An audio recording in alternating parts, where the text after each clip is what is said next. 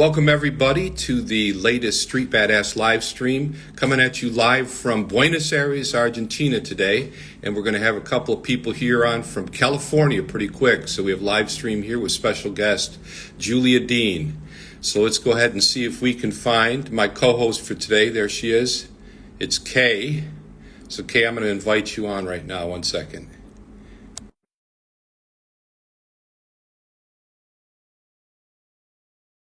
Know if you can get on there. Hi, Julia. Looking forward to meeting Julia. Hey, Kay, what do you say? Hey, I say hey.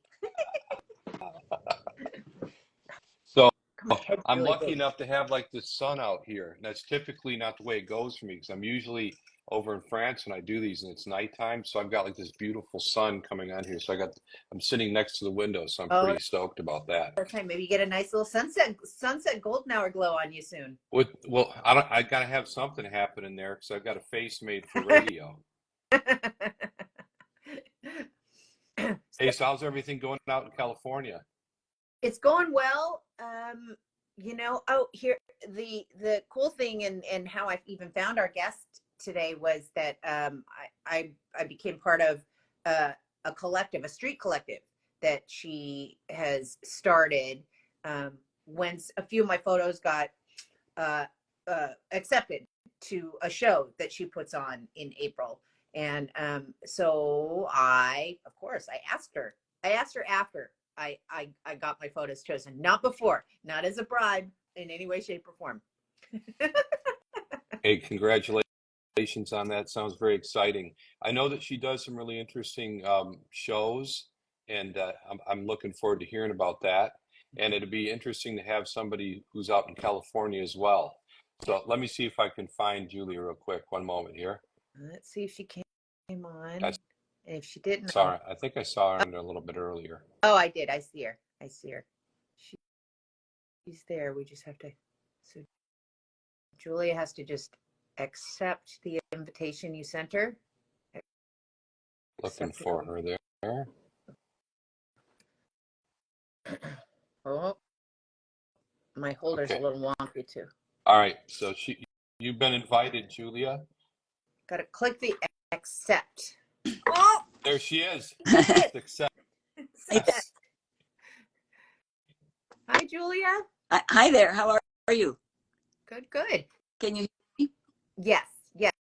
And this is Todd. Todd, meet Julia. Julia, meet Todd. Hey, Todd. Hey there, Julia. It's a pleasure. Very pleased to meet you. It's a pleasure to have you on here.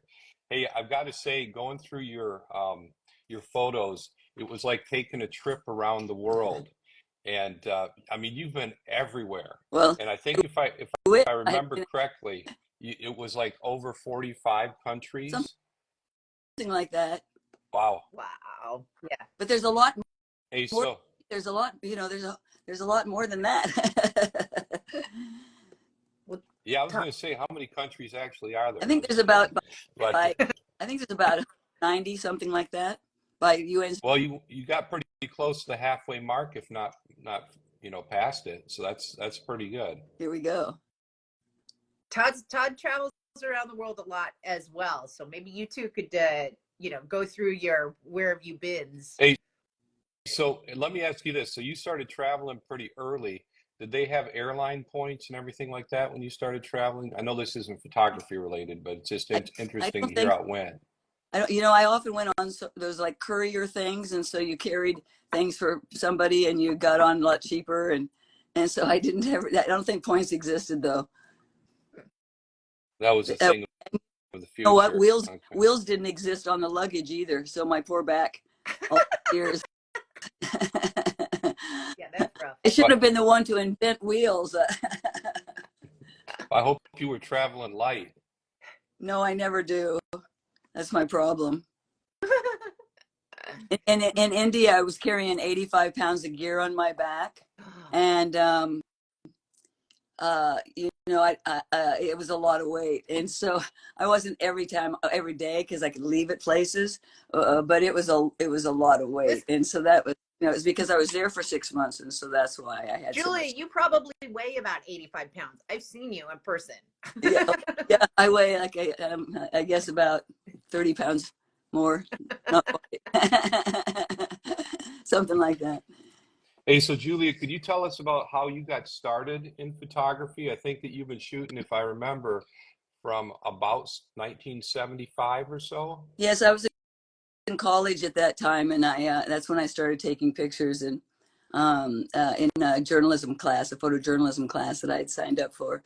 I didn't really know I wanted to be a journalist at the time. I just know I wanted to take a photography class, and so that's how I signed up. And so when you started doing the photography, did this photo have anything to do with what made you decide to do photography? Well, yeah, it's interesting because that's like maybe one of three good photos I took in about 5 years' time. But this was rarely early on. As a matter of fact, I destroyed most of the film. I shot like 5 rolls of film. This was my grandmother, and she was selling a whole bunch of. She was moving into a smaller place, and she had a lot of stuff, a big place, and she was trying everything on and doing everything. And so I was taking pictures, but I had like 5 rolls of film, and I was just learning how to process film, and I was too shy to ask somebody how to put the reels on, so I just did it myself, and I ruined most of it, but I didn't ruin probably the best picture in the bunch. So that was this one. So you That was you were also processing your own film back in the day. That's how you started back then. You just, I was telling students recently about how photographers, when I got started and many years after, well, basically in the film days, you chose which one you were better at, or which one you liked working with more. And so you became better at color photography or black and white. Well, I started black and white in 1973, and from then on, it was just black and white. And so I got better at black and white. I had to kind of work at color when I decided I better learn how to shoot color, and I needed some advice and a lot of practice because it's different. And now, that choice, it's not that choice anymore. You just shoot in raw, and then you can decide whether you want it to be in black and white or not. But I still see in black and white. And, you can put your viewer on black and white, even though you're capturing in color, so that you can actually see what I'm seeing, which is helpful. I like that in my digital camera. Yeah, I actually do that too. I look at everything on my LCD screen in black and white, but I also find too that it changes what my eye gets drawn to when I'm shooting on the street. Because I go for things that I don't know. I just go for things that are a little more graphic, or maybe I don't know. Sure. And I mean, that kind of makes my point, because people then become better at black and white because of how they see it, right? Than color. I mean, think about some of the great color photographers and also some of the great black and white photographers. That they were definitely more than competent at both, but they excelled at one. And that's it's not, I guess it's just not like that anymore. I don't know exactly how, um, how it's done now, as far as like if people determine they're black and white photographers or color. Probably you still pick. I mean, Kay, what do you think, what do you call yourself, a black and white photographer or color, or either? I'm kind of, I don't know yet. Maybe you can help me figure Yeah. that out, but I don't know yet. I mean, I know, Todd, you're definitely more color guy, aren't you? Yeah, I love color. I did do about 6 months of shooting black and white because I thought that, if I'm going to walk the walk and talk the talk, I'm going to need to be able to know how to do it. So I did a 6 month stint of shooting black and white film when I was in St. Pete, Florida. Nice. And it was challenging, I got to be honest with you. And I had the same hangups and problems um, when I was doing developing. I ruined some film. I made all these kind of mistakes, but I think that at the end of it, I came out of it as a better color photographer, and I understood it was like kind of a lesson in light for me. That's excellent. Yes, I can definitely see how that would happen. I same thing, like where you had to work at black and white, I had to work at color. And my color looked, when I first started, it was so monochromatic. It was like I wasn't seeing color at all.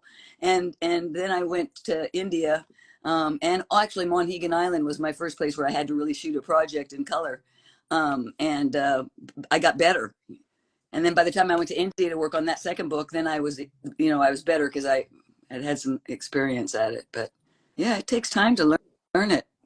And I think people should, if people are looking to find a style, um, I think that people need to sort of slow down on how much equipment they try to use, and whether they shoot in black and white or color, because if you just use like one camera, maybe one lens for say a couple months, and you just work in black and white, you're probably going to reach a style quicker that way than if you use different cameras all the time. And I mean, some people have several cameras, and so they like to try different ones. And I don't want to deter people from using their cool cameras, but I think maybe one camera gets used for a certain thing and another camera gets used for another thing. You know, for many years I used a Leica M4, and then I finally was able to get an M6 also, because you always had to have two cameras because they were fixed lenses. So I'd have a 35 on one, and then eventually I finally got a second lens, and it was a 90. I wanted a 75, but I couldn't afford it. It was too much. So, so I got the 90. So that's what I had for quite a long time. And now I have like a Q2. I have the Q and the Q2 monochrome. So how Um, did you yeah, find going, let me ask you about going from that 35 to a 90. Did you find that kind of like shocking after looking through the 35 for all that time, and then all of a sudden you look at the 90s, whoa, it's like right up in your face? yes, I actually screwed up some pictures because I wasn't, you know, you have to, the little lines change, you know, and you have to look, get the, well, so I completely screwed it up, and you see your first pictures, you go, oh, so I didn't use the lens very well the first time, but then yeah, it's hard. I think it's hard to use it, but once you get it down, it's easier. The 90 is kind of an odd, it's an odd, you It's know, uh, long. lens. Yeah, Yeah. Yeah, it's It's like, long. yeah. it's pretty long. Um, Uh, Julie, I wanted to ask you, like, so you come from a photojournalistic uh, uh, background, and then how did you move into street from that point? well, good question. Well, I didn't even know I wanted to be a photojournalist when I first started photography. I actually, after I went to RIT, which is Rochester Institute of Technology in Rochester, New York. And I mean, I started at University of Nebraska, and then I transferred and went to RIT. And I didn't really know what kind of photography I wanted to do. I found out about this amazing opportunity to be an apprentice to Bernice Abbott. And lo and behold, I got it. I got this apprenticeship with her for 1 year. And so that's what I went and did after college. And that was just fantastic experience, and a great thing to put on a resume for a 22, 23-year-old. And so I really learned how to print really well, because that's what we did every day, the two of us together. But so it was, she wanted to really encourage me to go do things. So she suggested I go work for the newspaper, and she lived in the middle of Nowheresville, Maine, and I did. I got some freelance assignments for the weekly newspaper, and that was really fun. And then I think that was kind of spurred it. And also, I come from this little town in Nebraska, which is very hip now, but back then, we were very there wasn't the internet, and there wasn't the big wide world that we all know. And I lived in a town of all white people pretty much, and there were just no. I really wanted to know the rest of the world. I wanted to know other people, and I couldn't wait to go meet the rest of the world. And I think that's what made me want to be a journalist, because I didn't really even read the newspaper in high school. I did once I started college, but I just it all came together, sort of where I was and what I was doing, that made me want to be a journalist. And then I eventually went back to graduate school and got my master's in journalism, so that I could learn how to write properly as a journalist. I knew I could write pretty well, but I needed structure, and I didn't know how to do it, for magazines. And so that was really good. I really liked that. So I really love writing almost as much as I love photographing, but it's harder for me. It's harder for me because it makes your head hurt. It can, that's for sure. Say, Julia, I was going to ask you, because I come from a small town myself in Michigan, and I felt really liberated getting out of the town. It's not a bad place, and it is kind of hip now too. But one thing that I found really interesting is, having been out of the city for a good 30 years, going back and shooting there now that I do a lot of photography. I found that very interesting. How I know that you took a trip and then you went back to Nebraska and did some shooting there, if I remember correctly. How did you find that experience, going back to where you came from and shooting, after having been all over the world? it was really fun because the name of my town is Broken Bow, Nebraska, and there's about 3,500 people there. And we all have so many generations of. There's no deans there anymore, but I had 5 generations before they all sort of died out. But nobody lives there anymore from my family. But I'm sorry. Would you just ask me? I spaced off for a What second. was the experience like after having traveled all over around the Oh world, yeah, coming back. 45 countries, this kind of thing, and then going back to your Thank you. hometown and I shooting? I was I traveled. I had done all these travel workshops for I did like 25 travel workshops in 10 years time when I was at the once I started the Julie Dean photo workshops, and I really wanted to travel all over the place, and so then I thought, well, I should travel across America too. So I took people on these 3 trips in various places in America, and one of them was Nebraska. The other one was in Appalachia in 4 different states, and another one was down the Mississippi Blues Highway. Oh, they were all fantastic trips. We took a van, a bunch of us, and stop in these little towns and photograph. But when Nebraska, I know it so well that I knew where to go and where to take people to the Niobrara River and to the, there's a car hinge like Stonehenge, only it's cars. Um, and it's really funny. So there's all kinds of neat places in Nebraska, and so we had a great trip, and it was fun. And I mean, I can slide in just like if I can slide in and just be a Nebraskan again, and I can slide in just about anywhere I am to sort of fit in and like being there. I always like being somewhere new. Even though it's, that was in 2000 something, so maybe 2006 or something like that.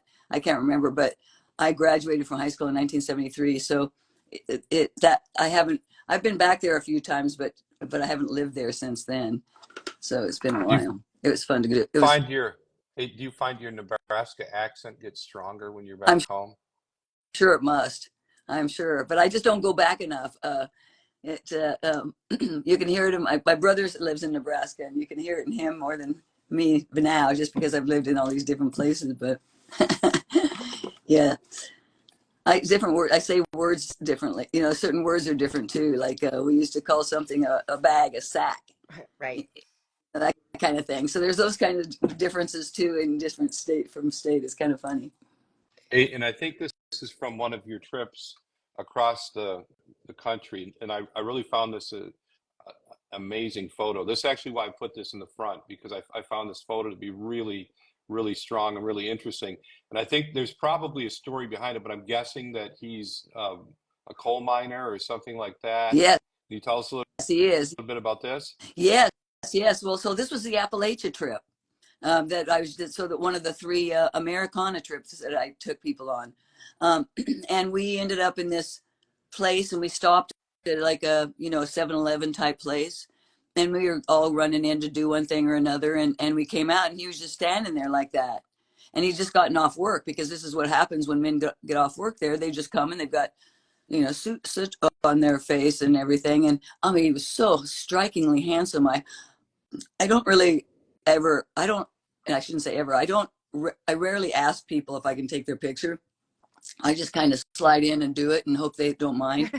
And, right. But I thought I needed to ask him. And so I just said, may I take a picture of you? And he just kind of looks at me. And sometimes people, they don't mind that you do, but they don't want to make a big deal of it. So that's good for the photographer, because then it sort of lets you just do your thing. And so I didn't talk to him anymore. I just took a picture, and then he looked away, and then I got my shot. So you make that your usual practice. You just sort of shoot. You don't bother to walk up to somebody and ask them for a portrait or anything like that when you're shooting people. Well, I don't I don't usually do portraits. I don't usually do street portraits, though I admire people who do. I'm not as interested in doing that unless I see somebody that I just absolutely cannot walk past. Right? I mean, oh my God, this person is so cool looking or whatever. And then I have to take their picture. But I would ask them in that case. And then I would find a background that works, because you can do that, in street photography. It's got the same ethics as photojournalism, documentary photography. There's no manipulating, there's no moving anything, there's no asking anybody to do anything. Your presence shouldn't affect the photograph. You can't pay. I can't remember if I said that. Can't use Photoshop to move something out of the picture.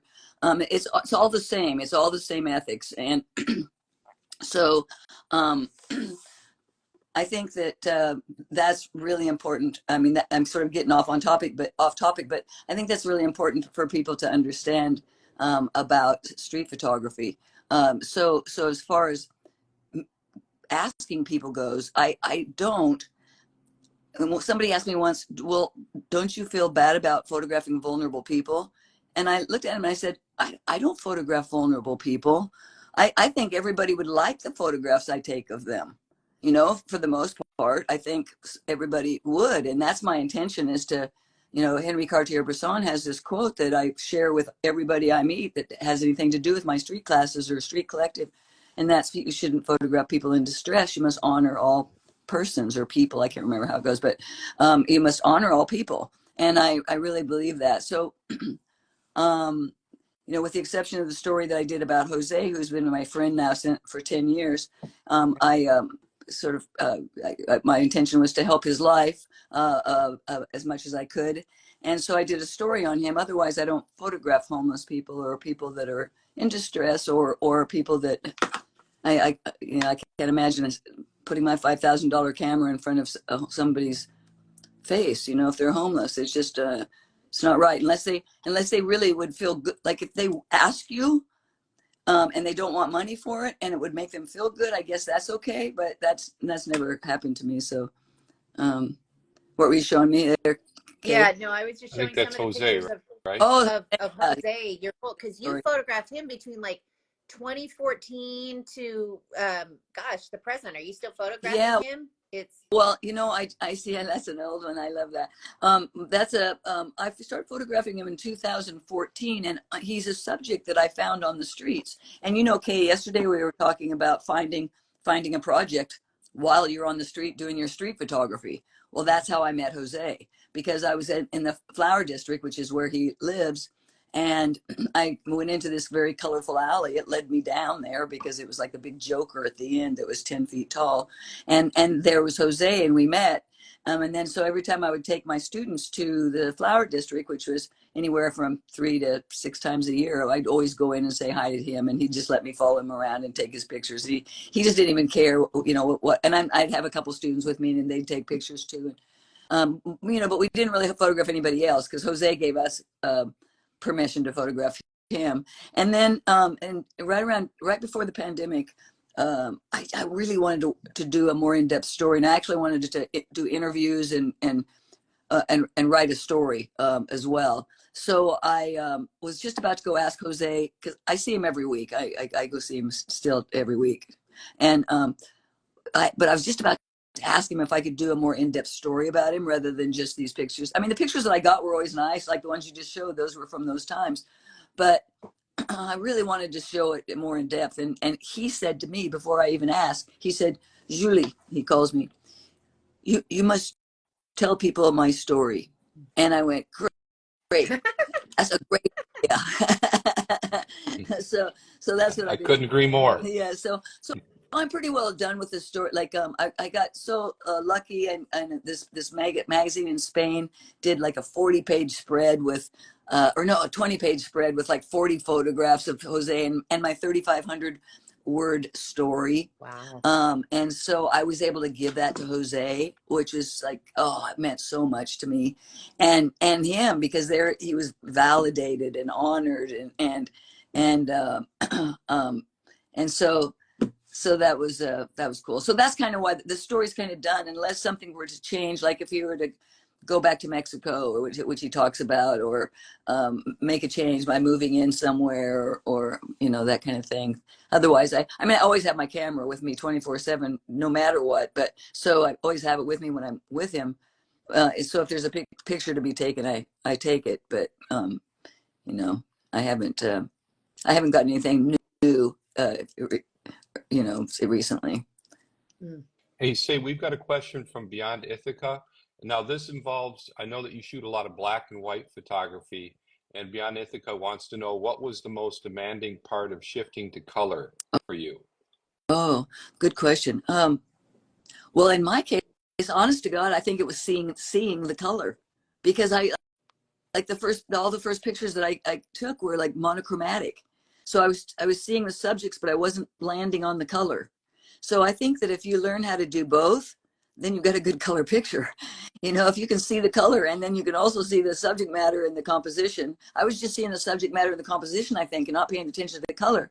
So I wasn't using it to my advantage, because there's some, oh man, now I can't walk past something that screams at me in color and not notice it, you know, because my eye's been trained to shoot in color now after all these years. But back then I was so a black and white photographer. I think it took a while for me to get, you know, better at it. Well, I love both of it. I love both what you're doing. Thank you. Um, so I have a question about, like, going back to your projects. Like, when you starting a project, like, how do you? I mean, Jose sounds like an easy. He was very willing to let you.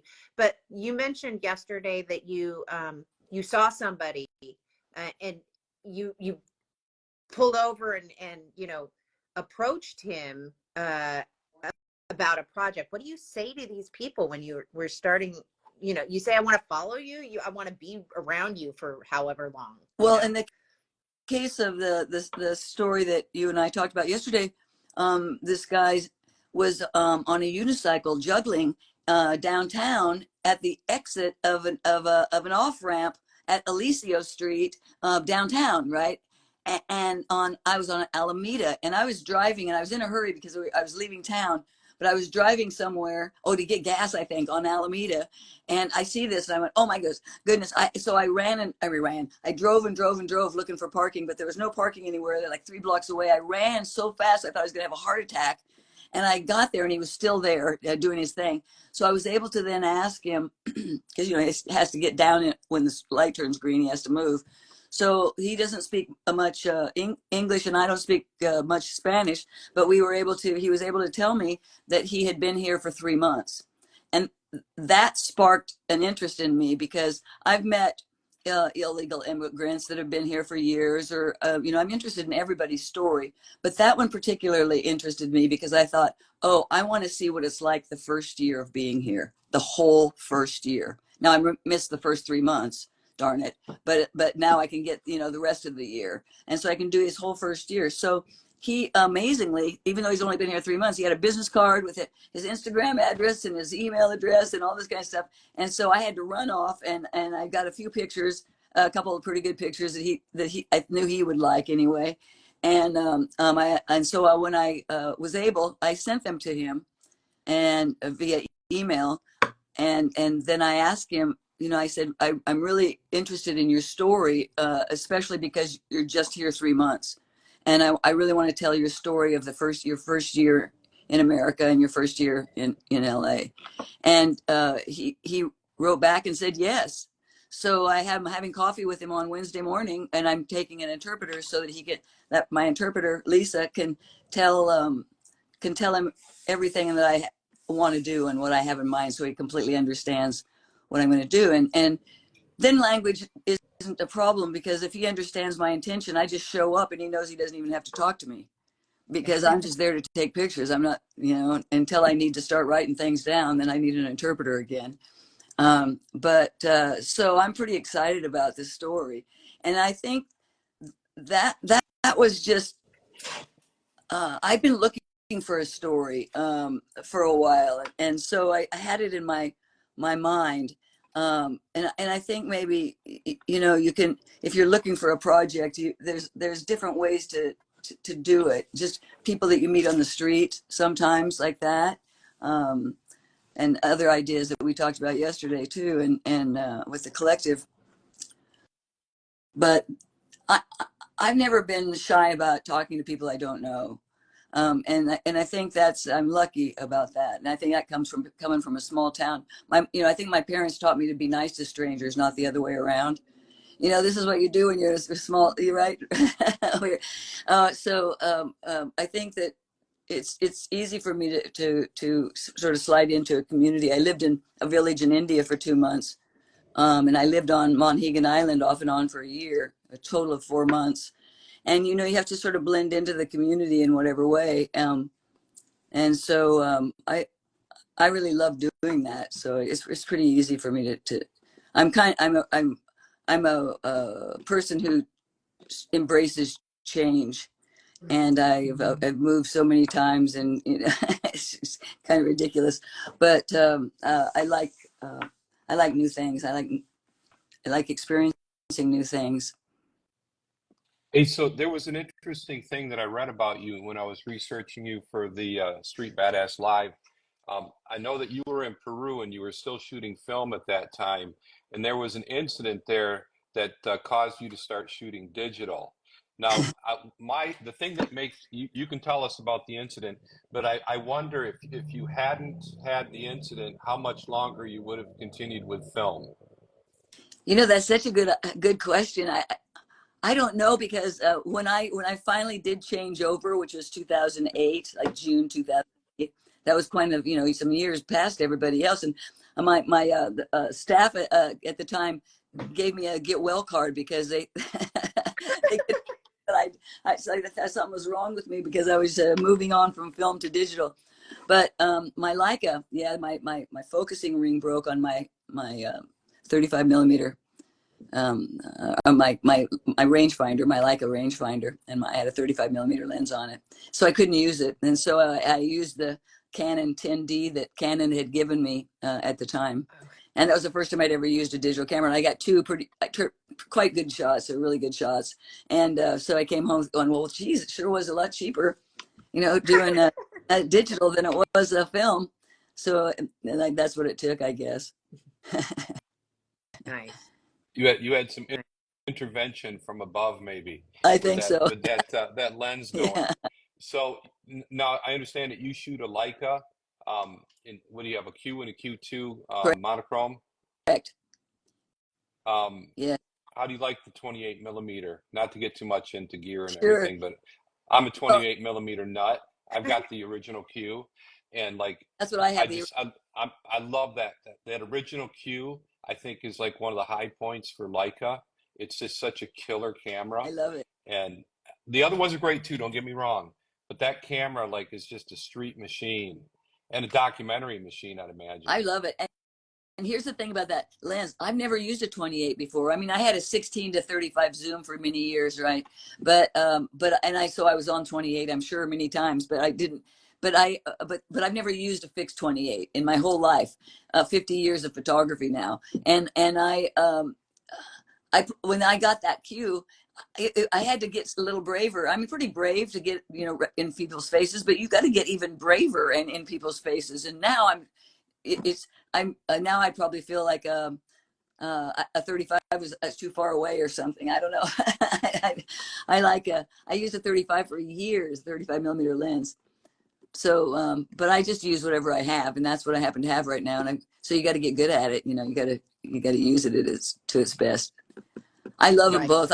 You and the monochrome. I'm I I'm love too. that focal length Pardon me. is such a great focal length. I felt Yeah. like I shot the Fujifilm X100V, which is a 35 millimeter for a long time, and I always thought that was okay. And then I went to the 28 millimeter, and it's kind of like shit got real because you It's got to get all up in there. And so and it actually made me enjoy street photography a lot more because it forced me. You can't really take a shot without them knowing. It's yeah. kind of like truth serum with that lens. It forces you to talk to people. And actually ended up having a lot more fun shooting the 28 millimeter than the 35 because I wasn't able to kind of hide out like I could before. Right. Right. Right. That's so true.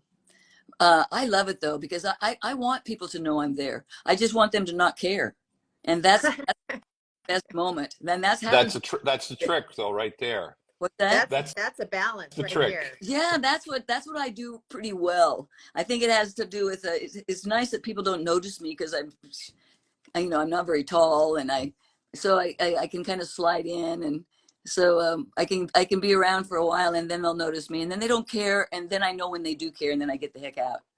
Julia, are you the type of person who walks around like with your camera very visible, right? Because I feel like people can see me coming even with just the 28 millimeter. I feel like they can see me coming, and who knows, maybe I'm just loud. I don't know. But so you know, because the camera's always here. How do you stay invisible? How do you keep that superpower until you shoot? I just hangs down on my arm. I just have it on my side, and it hangs down there. But I got my hand under it, so that it's ready to just go. Whoop. So everything's so much easier now because all you got to do is just like push the button and everything auto does every. So in the past you had to focus and you had to wind the thing and all these things. It's so much quicker and easier. So I'm really comfortable with my camera. And one of the thing I tell my students that I think is important is if you feel like you're intruding on people, then you're never going to be comfortable on the street. You've got to feel like you're making people's day. And that's what I try to do because people like being paid attention to. I don't take pictures of people who would be mad at me for doing so. I mean, I take a risk and photograph kids, which maybe a man wouldn't, like I do, because I'm a woman. I can get away with it. But a lot of men will do it too. So you try it, but you got to be careful about that whole scene. But anyway, it's I'm kind of on the move, and I got this shot that I liked a lot at this in the toy district where they were cooking, and I had to get low, and I was right in there. Everybody knew I was there, but no, everybody was so busy, nobody was paying attention. And I probably shot like 20 shots. I got one really good one out of 20. They're all moving, they're all, and you're waiting for them to all move the right way and do the spatula and the whole thing, right? So I got one great shot, and soon after she looked at me and frowned at me. So I thought that means she wants me to go. Like, okay, lady, you've gotten enough pictures now, you can go on. And so you got to be really respectful too about how long you stay. So I try to suss that out. I'll stay about as long as I think I can get away with it. Read the room. Read the room. Right. Hey, so speaking of like, I know that you take photographs of children. Are there any people or any segment of society that you would not take photos of? Yeah, homeless people, or people disadvantaged in any way. Like Henry Cartier-Bresson says, I wouldn't photograph people in distress. I want to honor people by photographing them versus the opposite. So I feel good on the streets. I don't feel like I'm photographing vulnerable people. I don't feel like I'm taking advantage of people. I feel like I could give them a gift. In the past, I could never afford to give anybody anything. So I had to say all around the world, no, I'm sorry, I can't send you a print because I can't afford to do so. But now I can send anybody anything. It doesn't cost anything except a little time, right? So I'm happy to. So, if I can give somebody a photograph or make their day in some way. I had this wonderful experience. This was early on after declaring myself an LA street shooter in 2010. I took a photo. I went to the Union Station, and there was this African American guy, cool looking guy, and he was sitting in this spot where the light just hit like you couldn't believe it. It was so outstanding. It's on my website, but it's a close up of him with this great light on his face. And I knew I had to ask because I wanted to take 30 pictures, and I couldn't get away with that without him. So I just went over and quickly said, the light is so outstanding on your face. Do you mind if I just take some pictures? And he goes, no, go ahead. And when I was done, I couldn't even show him because it wasn't digital. And so I went over and he said to me, thank you for making my day. I've had some really rough times lately, and it was really nice to have been paid attention to. So that's how I look like on being on the street. Like I want it to be a good experience for people with me being the photographer. And if you think that way, you're a lot more comfortable on the street, and that's the key, is getting comfortable on the street, because and if I haven't been on the street for a month, I'm rusty. I'm not, you know, it takes me a while to get as brave as I usually am, you know. So I really, everybody needs a lot of practice. What would your advice to give to people starting out, maybe a beginner photographer, in getting over this kind of shyness? So I think that that's one of the biggest hurdles for people that start out. Right. Well, maybe go find one good spot somewhere, and stay there for like an hour. And what they'll realize in that hour is that after a while, nobody even pays any attention to them at all. And that will feel good, right? And so they'll do more of that, and then they'll start getting more comfortable in more places by sort of moving in that manner and just staying for a while. You know, my approach, I'm always on the move because my whole background is photojournalism, so I'm always looking for moments. I'm always looking for things, and so you know, if that's one approach, but another approach is to stay somewhere for a while and just let people slide in and out of your composition and see what you get. And so that's kind of a nice way for people that are kind of scared, because I'm always just so amazed and kind of I sort of applaud people who are, say, landscape photographers and they come take a street photography class, because that's brave. You know, being going from photojournalism to street photography, which is basically what I call myself now, a street photographer. It's a lot easier because it's the same. You know, it's all candid uh, stuff. You're trying to get a good candid moment of people, and so it's a lot easier with my background going on the street than it is, say, a landscape photographer or a portrait photographer. Well, let me ask you this, Julia. I know that you consider yourself a street photographer right now. I think, uh, and you say that you're I would say that your earlier work looked a lot like documentary Right. photography to me. Yes. Yeah. But I don't really know, I can't tell you, sitting here in front of you guys, what the difference is really between street and documentary. Do you have any key points that you would say are different between the two? Oh, yes, yes. I think that, I mean, even though they're all like I say, under the sort of ethical rules of photojournalism, street photography to me is a candid moment, and I'm always trying to get a little story in that one candid moment so that people question the picture and it's interesting. And but a documentary project is like diving into Jose's life for 8 years, you know, or 6 months or 2 months or whatever you decide to do, whatever kind of project you decide to do. And there's different kinds of documentary projects also, because you could do a photojournalistic type of documentary project like I did with Jose, you know, really just a candid moments of him in his life. Or you could do something like a documentary project. I suggested this to one of the collective members yesterday, that I said, there's these magazine kiosk people, and they're around town, but there's not too many of them left, and there's like kind of old guys, you know. And I think, oh, what a great portrait series, street portrait series. So that's a documentary project too, you see. But that one is a portrait, like an environmental portrait project, because or I mean, you could do candid stuff and let people come through your, you know, that kind of thing. But let's just say it's a portrait, an environmental portrait of the owners of these kiosks. That can be a documentary project as well. You know, Bernice Abbott had a documentary project in New York City in the 30s, of all the buildings that were being, all these beautiful buildings that were being torn down. And so it was, you know, it was a book about New York, and that was a documentary project. So it's kind of it's kind of a broad umbrella for different kinds of projects.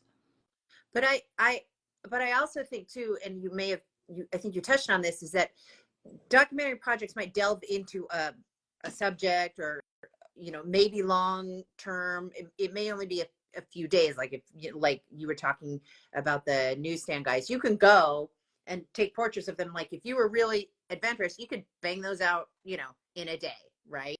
If you were really adventurous. And but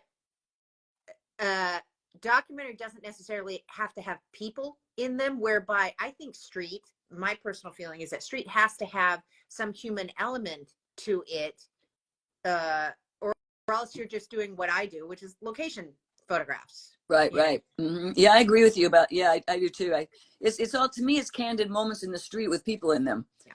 And that's pretty much what street photography is. But then there's people who do, like I saw a portfolio of LA at night.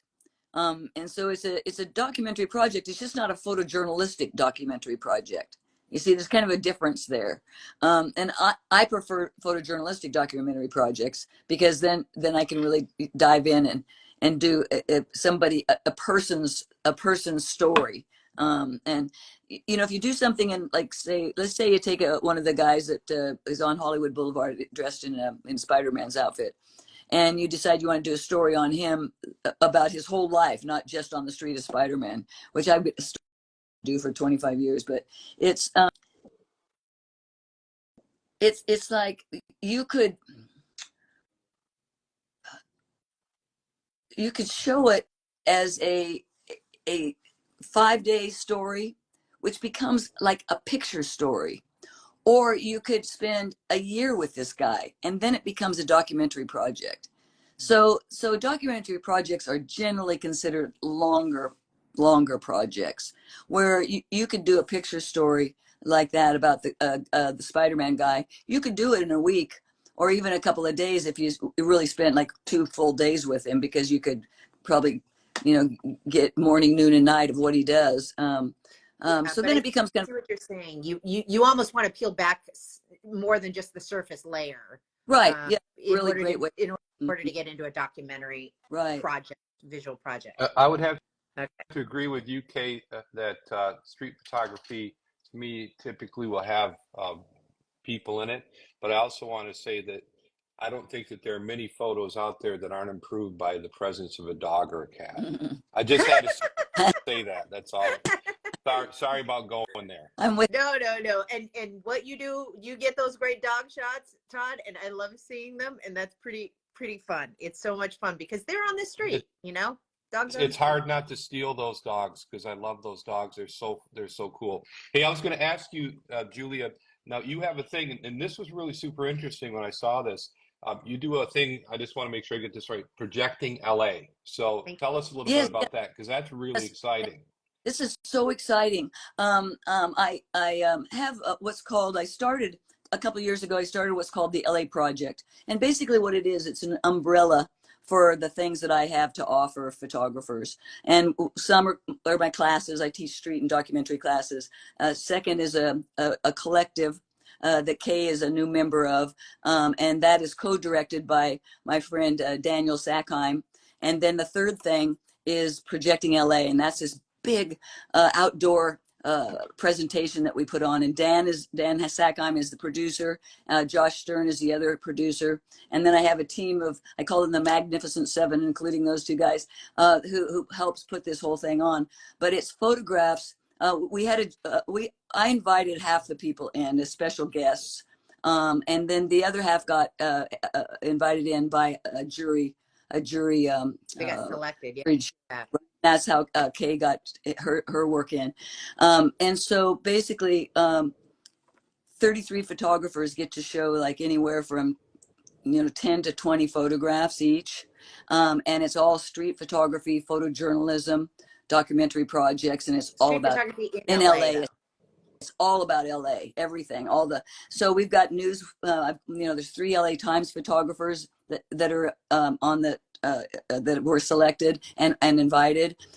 We've got 2 Pulitzer Prize winners. We've got a Reuters photographer, an AFP, and 2 AP photographers. We've got an LA Daily News photographer. So these stories are as good as they get. So we've got, a story on fentanyl users on the street, and we've got a nanny who's been photographing kids under 7 for several years. It's sort of capturing these lost years and everything in between. And it's just, and then we have it outdoors, and it's projected 80 feet wide and 3 stories tall. That's outdoors. Amazing. And Joshua Stern, the other producer, he does all the music for it, and it's just outstanding. It's all paired with music, and it's big and wonderful. And so the first year we had it in 2022, And this is the second year, in 2024. It's April 27th, 2024. And so it's, we're just really excited about it. There will be, it'll be about an hour long presentation, and it's free to the public. And another really cool thing is that the Los Angeles Public Library has come on board as a collaborator. And so after the big outdoor event, then we get to show the show every month for a year at some LA library around town, some different branch. And I'm gonna bring photographers in to talk to the public. So it's gonna be like a really cool thing. The public gets to talk to photographers get to talk to the community.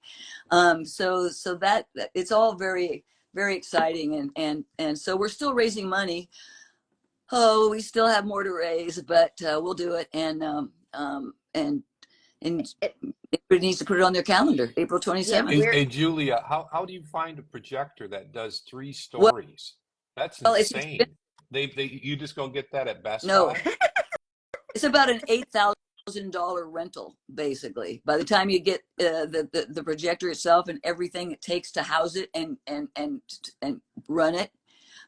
So it's really expensive, and that's a rental for one night. So it's an expensive. $8K, huh? Well, yes, we're hoping for the first time we were hoping to do it so that people knew what we were doing, so that the second one would be really great and big like it is. It's just this amazing bodies of work by these professionals, and these stories and the street photography. It's all just outstanding. And so it's just, I mean, I can't wait to show it and share it with everybody. And then we're going to leave it to the library, the work too, so that we leave something behind. And where can people learn more about this? Is there a website, right? Oh, thanks for that. Yes, the laproject.org is our the laproject.org. That's our website address. Yeah. And just again, Julia's project, if you know anybody who wants to donate, tag them, let them know. Julia could use the help to pay for that $8,000 projector and everything else that goes along with it. The good news that we need to tell people is that we have a fiscal sponsor, so we are all donations are tax deductible. So we've raised a lot, but we've got more to raise because it's quite an expensive endeavor. I have a tendency to do things like this. I decide I want to do something, and I worry about how I'm going to get the money like halfway through it, and but it always works out. So I'm sure you have all this energy to start all these things. Which is. I was going to say you might be able to get that guy on the unicycle to partner with you and do some fundraising. Yeah, right. He's the talent. He'd be the talent. That's right. Sure. He can do between acts. I also want to give a shout out to some of the other badass members who are also in the show. I think Wednesday, I think she's also she follows Street Badass, and I know Ambrose from the Nosy Hungarian, and Alon Goldsmith, and forgive me if I don't know any of the other people who are in the show that are also on Street Bad, or who follow Street Badass. Shout out to everybody who are going to be showing their photos. Speaking of Hungarian, I did want to ask you a question. So I have a little bit of a history with Hungary. So I kind of deciphered your trips, Julia, and I see that you went to Budapest twice, and then you went to Transylvania one time, which is essentially kind of a part of Hungary. It used to be a part of Hungary until they turned it into Romania. So what made you go there 3 times, where a lot of these places you only went once? Well, that's interesting. I went to Budapest with my partner, Jay. We had been in, we were in Prague on 9/11. And it was just a few days after that we ended up, our trip had us going to Budapest eventually. And so that was the first trip. And it was just such a beautiful city. It's such a beautiful city that I wanted to bring a travel workshop there. And so then the second time I did a travel workshop. And then the Romania one was the travel workshop as well. And that was somebody who approached me who had lived there for a year as a scholar, and she knew everybody, so she was able to set it up because we lived, 200 years ago the way everybody else did. It was really wonderful. And one It was a wonderful. picture I really loved that you had. I didn't put it in the 10 that I featured, but you had a picture in the I want to say it's the Western train station in Hungarian. It's called the Nyugati Pályaudvar, and I recognized that station immediately when I saw the picture, No so it brought kidding. back a lot of Oh, I memories. love Yeah, that. so it was real cool to see. I do have one of your Hungarian pictures here. Oh, yes. Oh, I did have your Hungarian picture here. One Oh, moment, I beg your pardon. Here we go. right. That was 3 days after 9/11, and she was reading about it in the newspaper.